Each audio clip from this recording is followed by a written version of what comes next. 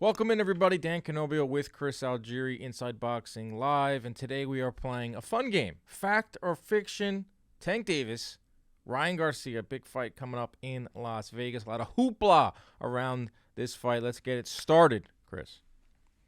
Yeah, I mean, I've been in a lot of fights talking about this fight. This is a very, very hot topic. But fact or fiction, let's have a little bit of fun. So, Dan, I got the first question for you. The winner of this fight will be the face of boxing. Fact or fiction? I am going with fact. And if you take a look around the current landscape of the sport, I would say, who is it right now? Canelo Alvarez, Tyson Fury? But Canelo Alvarez coming off an up and down year. Had that loss to Bivol, had the fight with Triple G that no one really asked for. For the first time in years, there is questions about Canelo. You look at Tyson Fury. Tyson Fury had that obviously amazing fights with Deontay Wilder, and he follows it up with fighting two retreads, and now he just let an undisputed fight with Usyk go by the wayside. Fans are not too happy with him. It's time for a new face to emerge, and not to mention Spence and Crawford. Let's not even bother bringing them into the equation because they're not fighting each other. So you keep going down the list of big names and faces of the sport. Ryan Garcia, extremely popular. Tank Davis, extremely popular. This is the fight that mainstream boxing fans are talking about. It's the fight that casual boxing fans are talking about. It's the fight that kids in this office who are neither mainstream or casual boxing fans are asking me about. There's a void right now in the sport. I ultimately still think it's probably Canelo, and it's a very subjective question right here. Who is the face? But I think whoever emerges from this fight, the biggest fight of 2023, it's probably going to come from a knockout. Given their popularity, I believe it's either going to be Ryan Garcia or Tank Davis as the new face of boxing come the day after this fight. Okay. I agree and also disagree because I believe Ryan wins this fight, he becomes the face of boxing. And if Davis wins this fight, he is not the face of boxing. It's just they're a lot of the guys in the office are asking about this fight because of Ryan, not because of Gervonta. Gervonta's an awesome fighter. We love him here. I'm a huge fan. I love the way he fights. I'm very excited whenever he fights.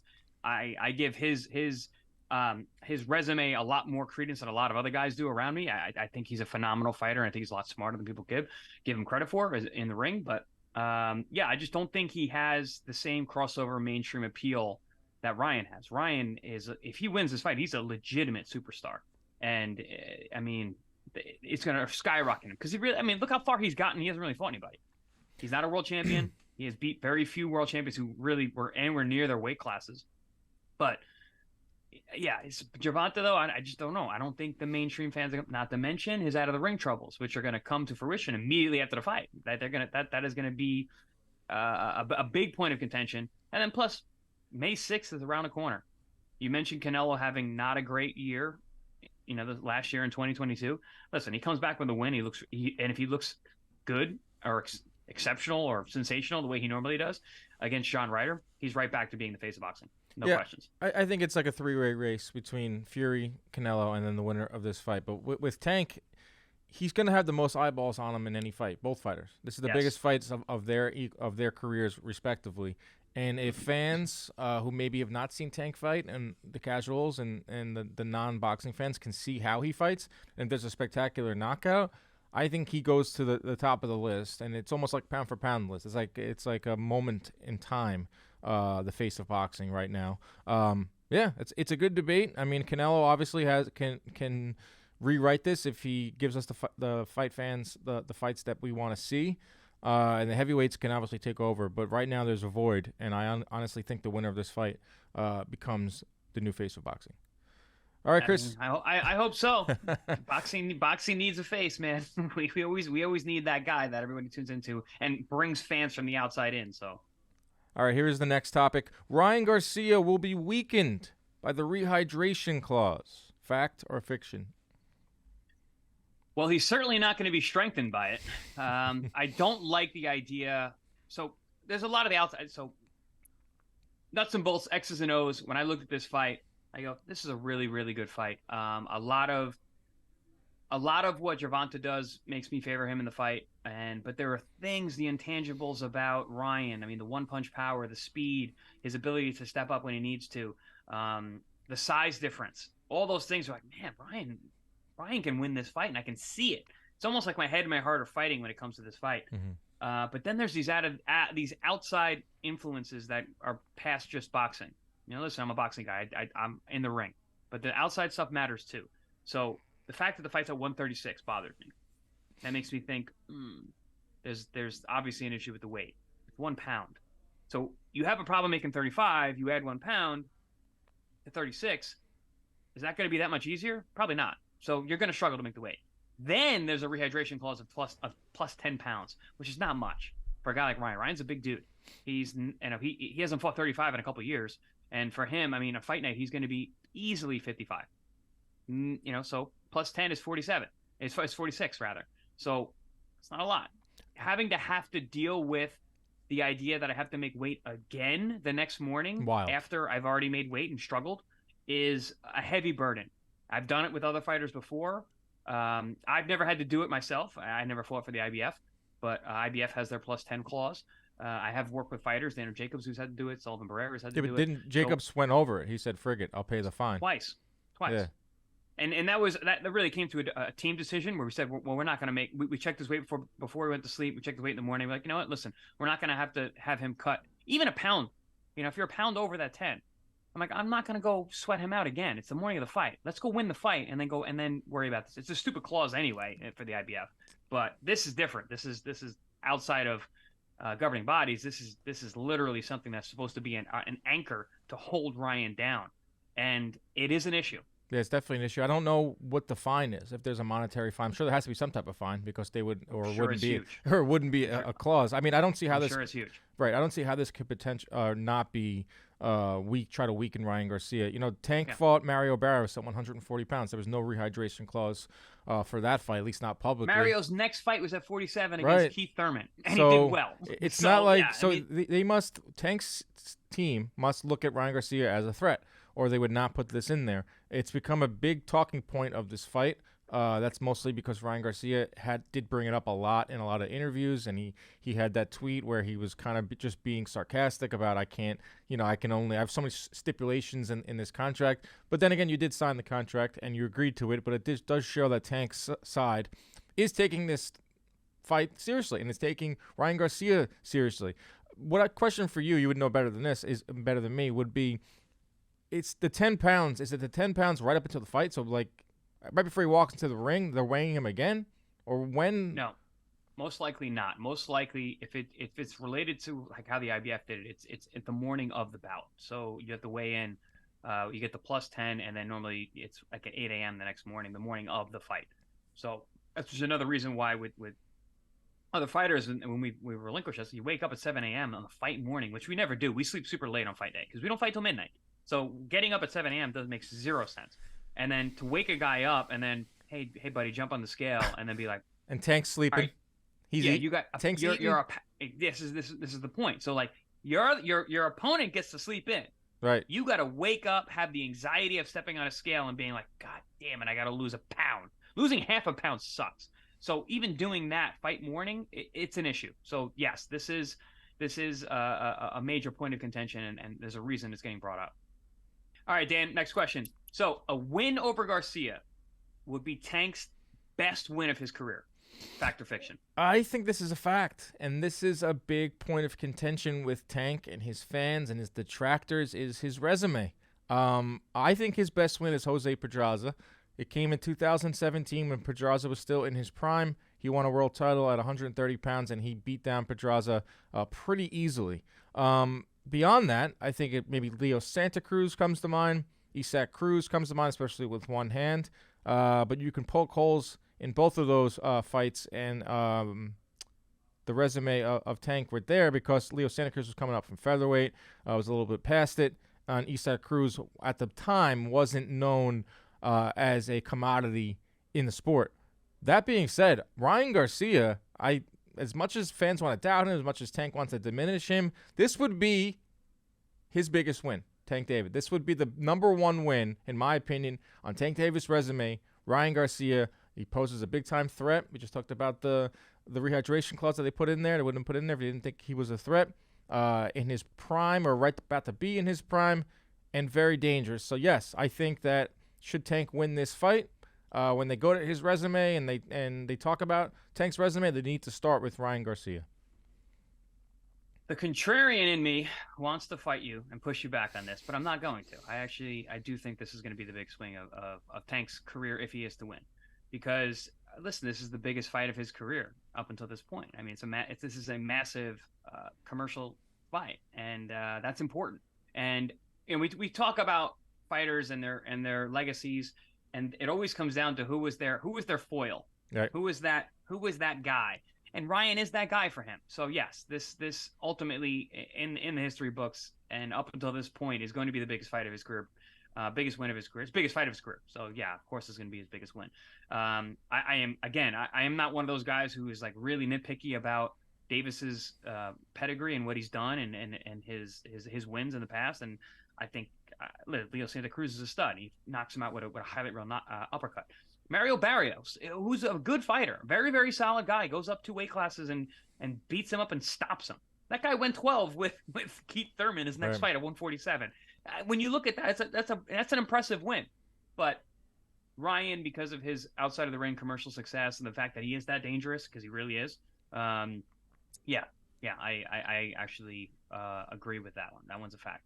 All right, Chris, next question or next topic here. Ryan Garcia is a one-dimensional fighter. Fact or fiction? Fact. The goddamn good dimension. That's what I had written down too. Yeah, he is a one-dimensional fighter. He's a left hooker. And listen, there's been tons of left hookers in this world, in this game that have made it to the highest possible place. And yeah, he is what he is. He is. I mean, he's extremely fast. He's a speed fighter. He's a left hooker. He's an aggressive guy, and he's not a jabber and a left hooker. So I'm thinking of the best left hookers that I've seen in my life in boxing. Oscar De La Hoya, but Oscar had a killer jab. Yeah, like dropped good guys with jabs, hard, clean jab, and he always went back to it. Felix Trinidad, amazing left hooker, also had a jab, very front-footed fighter. Fought off his front foot. Actually, if you look at him, his back foot was like a sprinter. He'd have his heel up in the air, was pushing off that back foot to throw that jab and be heavy on that front foot. A lot of times, left hookers are very heavy on that front foot because they have the weight there and that shift for the left hookers there. Miguel Cotto, right? Amazing left hooker, great body shot. Again, had a jab. He out-jabbed Shane Mosley. Shane Mosley was super fast, had a good jab. If you watch that fight, Miguel Cotto out-jabbed Shane Mosley in that fight with speed and jab. So that's the difference between most hookers and what Ryan is. But yeah, I mean, it doesn't matter. That hook, dude, that thing is a thing of beauty. It whizzes. It knocks out good guys at one shot. It's one of the better punches in the sport right now. Agreed. Yeah, he is one-dimensional, but like I totally agree with you. His one dimension is so powerful. It's so dangerous that it almost negates some of the other shortcomings of his game. And don't bring up his jab to him because he's very sensitive about it. I've received DMs from Ryan Garcia about his jab and, hey, those numbers are off. I use it differently. I put it out there, but he uses it in a different way. He uses it. He almost like he has it out there and it's just sitting there and it's to show his get range, which he's very good at too. Maybe in this fight he uses it more because I certainly think he's going to need to, and I certainly think that Tank is pretty smart to bring that up in the press conferences and whenever they are face-to-face. You're a one-dimensional fighter. All you have is a hook. And I think Ryan has a lot to prove in this fight, a big chip on his shoulder, obviously. I do think he's going to go in there and throw the hook, but maybe he'll show other wrinkles of his game and show you I'm more than just this hook. I agree with Ryan's assessment of his own jab. Like, well, no, I have a jab. It's just a different jab, and it is. And I've said that before. He's a phenomenal judge of timing and distance, and his jab is just for that. It's a rangefinder. It's not a weapon. He's not using it to hurt guys. Like I said about Oscar De La Hoya. Oscar hurt guys with his jab. His jab was hard, and the thing came off like a right hand. He's also lefty. But Ryan uses it as touch, has it out there, keeps his range because he's super tall and long for the weight class, and then he whips the hook off that beautiful. I mean, his transition from that extended post jab to the left hook is seamless, and that's what makes that punch that much more dangerous too. It's almost like it's a rangefinder, but also a blinder. His jab, it's out there, it lulls you to sleep, and then that hook comes, and a lot of guys cannot take it. All right, perfect question for you, Dan. You are the numbers man. Fact or fiction? This fight, Ryan Garcia versus Tank Davis, or Tank Davis versus Ryan Garcia, however you want to look at it, will do over 500,000 pay-per-view buys. You better get Fact or those. fiction? You better get those names right because people will get on you. No. Tank is Yep. the A side here. Tank is the Yep. A side. He is the A side. That's why I said both. That's why I said both. Tank is the A side, and yes, fact. This fight will do over 500,000 pay-per-view buys. This has become such a big talking. Even at $80, even at $79.99. Yes, I do think this is the type of fight people are going to be like, I'm not messing around with the streams. We'll have a party. It's going to be shown at bars. It's going to be shown at movie theaters. This has become a big talking point in the boxing community. Has been for a while, since Mayweather, I would say, where people look at this types of stuff. They want to see how many buys it would do. I'm fascinated by it too because it shows the health of the sport and it shows the commercial success of these fights. If you take a look, Canelo Triple G 3 last year, in this new era of streaming and this new era of pirating fights, still did 500,000 buys. And this was a trilogy fight that really no one asked for, a trilogy fight where no one was giving Golovkin much of a chance. The flip side of that is that it was two established stars, guys that have been on pay-per-view before. For Ryan Garcia, this is his first ever pay-per-view. For Tank has done a bunch, and he's put up decent numbers relevant to what we're seeing these days. Then you look at Fury Wilder 3. That did about 600,000, but that was also a trilogy, and they were coming off of two great fights, and those are big names in the sport. I just think also heavyweights. Right, in the heavyweights, but it was still a third fight that no one really wanted to see. It was still a third fight where we're like, wait a second. And was arguably the best one. Right. And the second one was such a beatdown, such a one-sided fight, and it came, the third fight came so long after the second one, and that one still did 600,000. So there is a market for these pay-per-views if they're big enough names. We talked about the names, but we're going to see if the Ryan Garcia fans, which a lot of people say are like, young teenagers, if they're going to translate into pay-per-view buys or if they're going to find a way to stream this fight. But I think 500K, I think, is the median line here. I thought it could do $1 million for a while, but I've kind of come off that. But 500, I think anything over 500K, they're going to be pretty happy. Yeah, I can't say if it's fact or fiction at this point because I don't really know. You never know. This is a crazy world we live in now when it comes to pay-per-views. But I certainly can see it. I think it actually is going to do really well. I think one of the reasons that they made the price point as high as they have is because there is that pull from the younger audiences that really want to see Ryan. I mean, Ryan is I think he is the commercial draw in the fight. And he's the crossover guy where a lot of these YouTubers and all these other kids who now are into boxing want to watch Ryan. They want to see his social media, his TikToks, all that. That's driven people to the sport. And Tank is a star in his own right, though. Absolutely. So he's a boxing star. Right, he's the guy that's bringing in the base of these pay-per-view buys because he's done pay-per-views. He sells this tickets. Right. Yeah, boxing people love him. And they want to I'm one of them. I want to go to Tank Davis fights. I want to buy seats and buy tickets and go. That's the kind of fighter that he is. And I think a lot of people are like that too. So you've got both ends, but again, I think that crossover money is going to be what's going to push it over that 500 limit, or what's really going to make it a commercial success as well as a actual good fight for boxing. It's going to do a massive gate. Steven Espinoza, Showtime president, is saying that we have never seen ticket requests like this from celebrities and athletes, something like Mayweather-McGregor on that level, Mayweather-Pacquiao level. It's a big fight. Everybody tune in. We'll be there in Las Vegas, April 22nd. Tank Davis and Ryan Garcia. Thanks for watching Fact or Fiction.